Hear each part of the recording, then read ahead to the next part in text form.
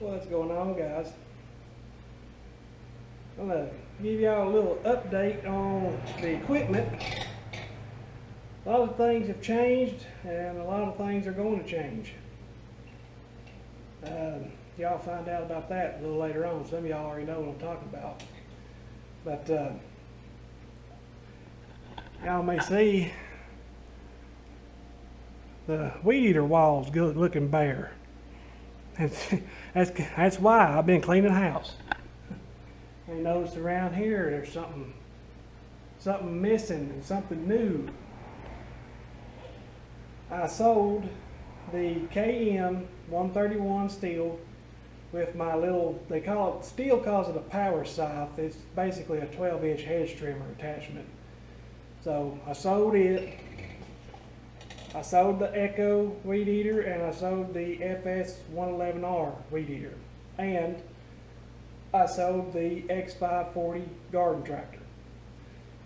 Reason being, the weed eaters, I wasn't using them, didn't much like them anymore, so I got rid of them. And the tractor's the same way. Now, I'm not going to go without a backup mower. You all will find out about that later. The reason I sold it is because with the nerve damage I have now, tractor seats like that one, this zero turn seat does me fine, but the tractor top seat just kills me. So, seeing it on its way, y'all know a couple years ago I put a lot of money into it, fixing some things up on it. I made my money with it and got this zero turn and just hadn't had a need for a tractor. Sold the tractor for $2,500.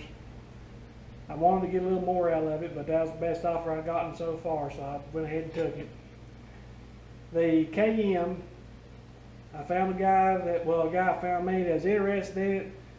He couldn't find, he said, the hedge trimmer attachments. He's wanting a bigger one, and he was happy with that. I had it priced at $250, and he gave me $225 for it.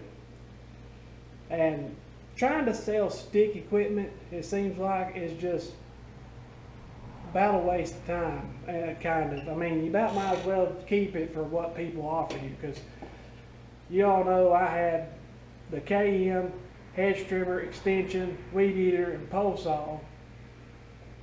And you all know how much that stuff costs. You know, Powerhead alone a few years ago when I bought it was $350 or more. Pole saw was probably $200. Hedge trimmer was probably about $200.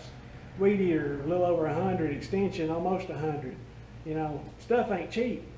I tried to sell it last year, I believe it was, all together for $700. The least I would take would have been probably $600 or $650.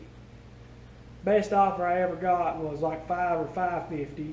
I had one guy offer me $300 and I just laughed at him. So I decided I was going to just keep it. Well, y'all know back in September I hurt my back again. I've actually just last week I tweaked it somehow and have been having bad nerve pain ever since for over a week now.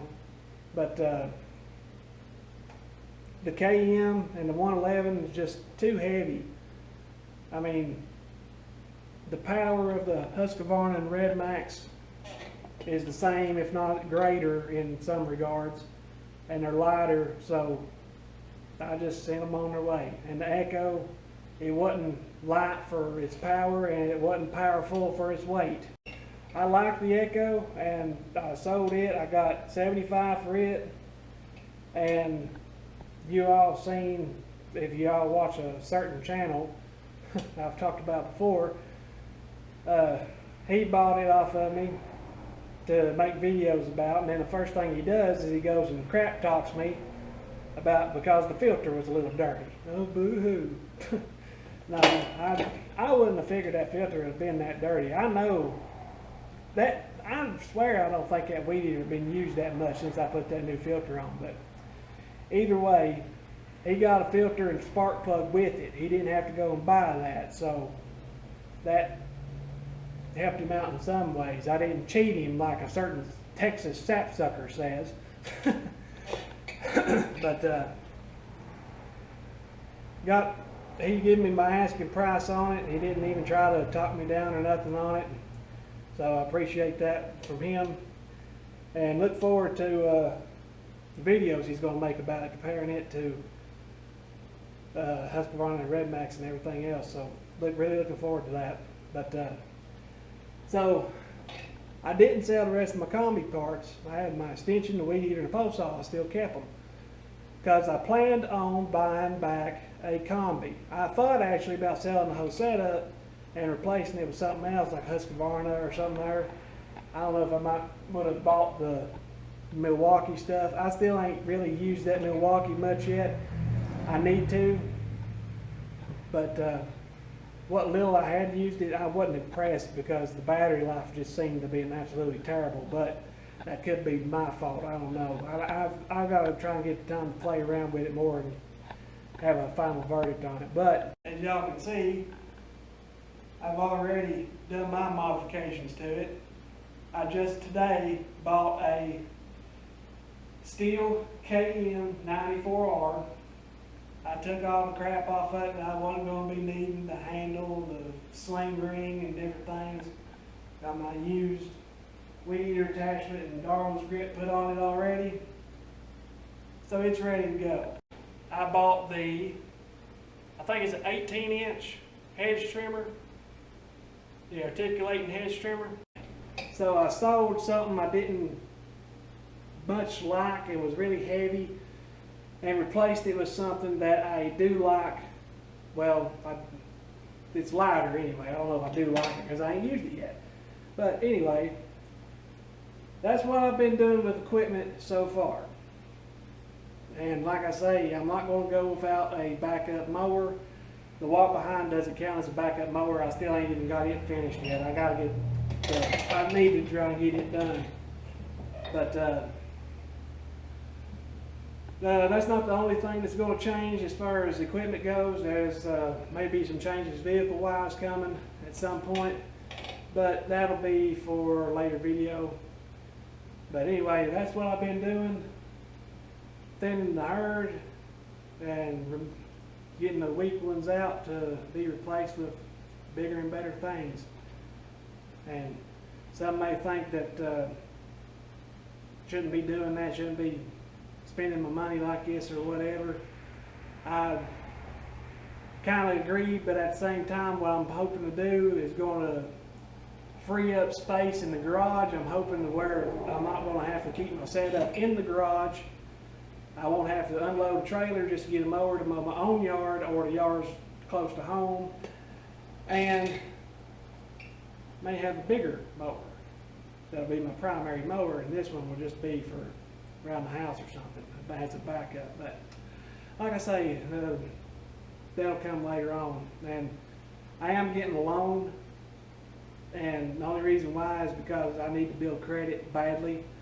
I still have like zero credit, honestly, because it's been a while since I had bank loans, and my credit card, I've not had it for 6 months yet, so I've still got no credit, which is not really good considering how important credit really is these days. And that's something that my parents just don't understand. Oh, pay cash for it, you gotta worry about it, ain't gonna be in debt.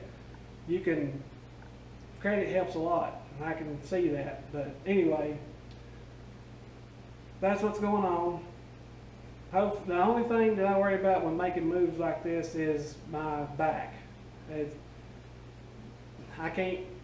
I live in fear about my back going out on me, and you just can't live in fear.